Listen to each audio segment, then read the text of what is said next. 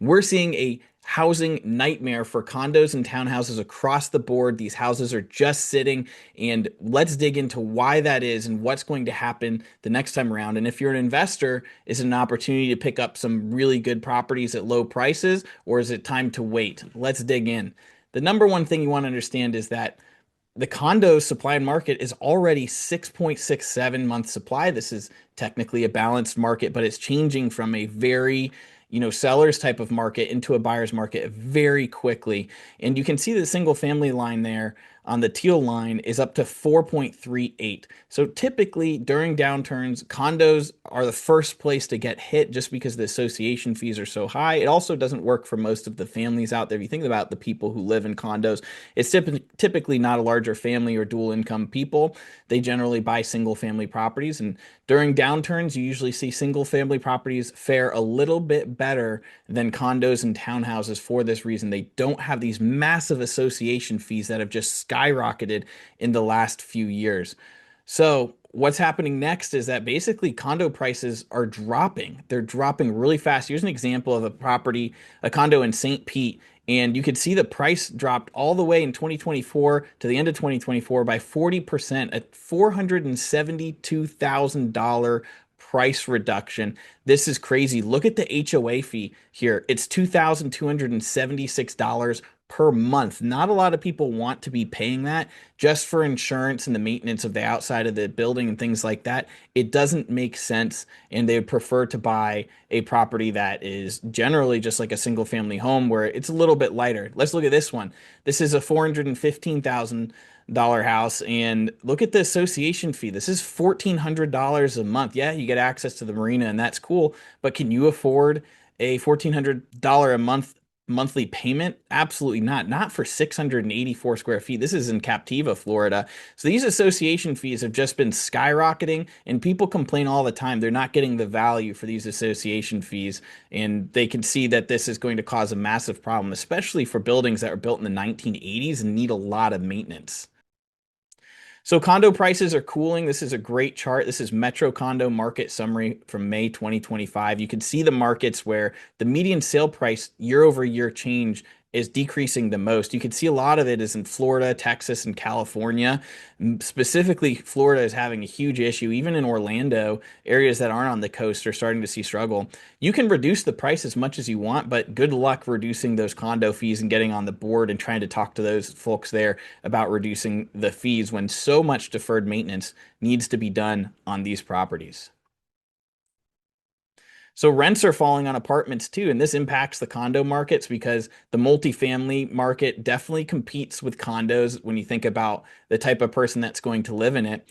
And that's going to impact the condos and the townhouses. So rents in older, less expensive apartments decreased in the high supply metro areas. And you can see right here, Austin, Texas, for example, you're starting to see rents really decline. So in some cases, over 10% in Class C. Class A, Class B and Class C, you can see right here.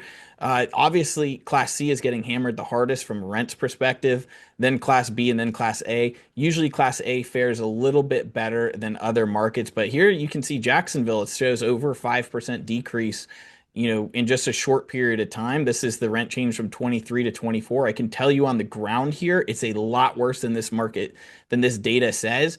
Updated data in Jacksonville, Florida, we're down about 15 to 20% depending on the area because we are completely overbuilt here in Jacksonville, Florida. And by the way, 27% of properties are in some sort of HOA, a POA, which is a properties owners association, or just a condo association. So a lot of properties really aren't in the don't have some sort of association, but the 27% that do, we can track that data and we can see how those areas and those are faring. So this is a ticking time bomb. Sellers are just surprised. Look at this average month HOA fees. You can see from 2019 to 2025 in some areas, the HOA fees have basically doubled, which is insanity. But when you really think about it, this makes sense because repair costs have also gone up more than 50% during this time period. So it makes sense that the association, especially if you have a condo association that's has deferred maintenance, then yes, we could definitely see why the association fees would go up. Another problem we're seeing is vacancy rates are starting to move up across the board. This is in multifamily and condos and in townhouses and single family properties. And this is a sign that we're seeing a deteriorating market here in Florida and across the United States. Here's a picture of Jacksonville, Florida for the condos and townhouses. It may not look like a lot, but they're stacked up on top of each other. And there's 5,358 condos and townhouses available for sale right now in Jacksonville, Florida, and they're sitting. Nobody's touching them. Some of these have association fees of up to $1,000 a month, which is just crazy for the few amenities that they offer, and it's simply because they're outdated and they need a lot of maintenance.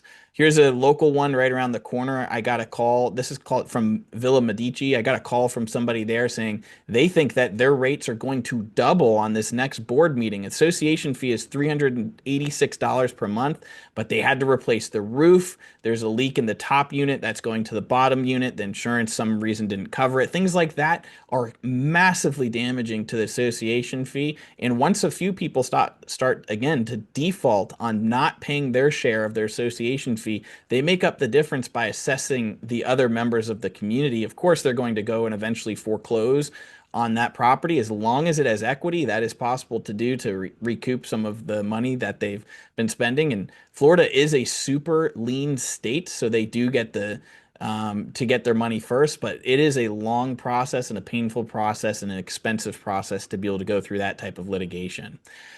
So condos, yes, they have 6 months supply, and the townhouses are competing with these luxury apartment complexes. And we'll show you this video. There's somebody who's just on the side of the street trying to rent out their multifamily, saying 3 months free rent to renters in this community where the rent is $2,000, $3,000 a month. They will, these developers will not reduce the rent amount. They prefer to just give free rent because that'll impact the rest of the units in the building and that'll mess up their underwriting for their bank. But the developers, frankly, are just overbuilding. That is the main problem that we saw here. We saw a lot of people relocate here. Now relocations, migration is down 80% from the peak, but the builders just continue to build. So this is in Jacksonville, Florida. You can see that there's a very high amount of apartment communities, 624. These are 50 plus unit communities.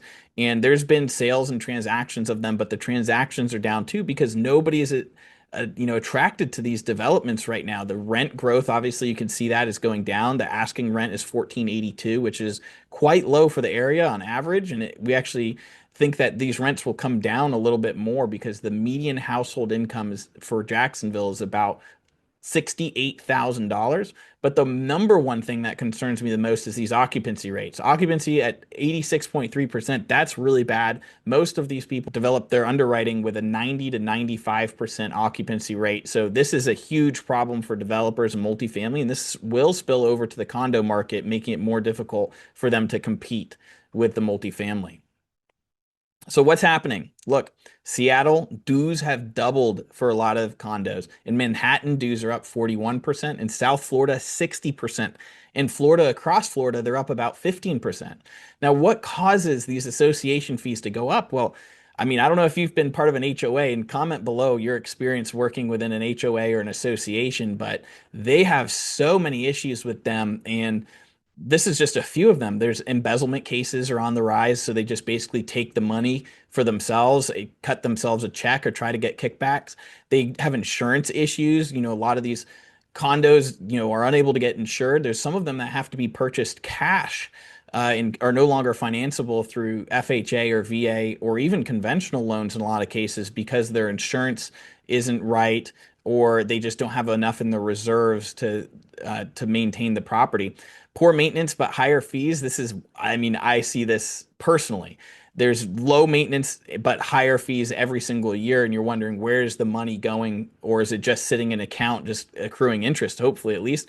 Underfunded reserves, so people don't, plan for a rainy day. Reserve study failures, right? You're trying to project, hey, what does this community need over the next 30 years? And let's start building a budget to back that. And the people on these boards don't understand how reserve studies are supposed to work.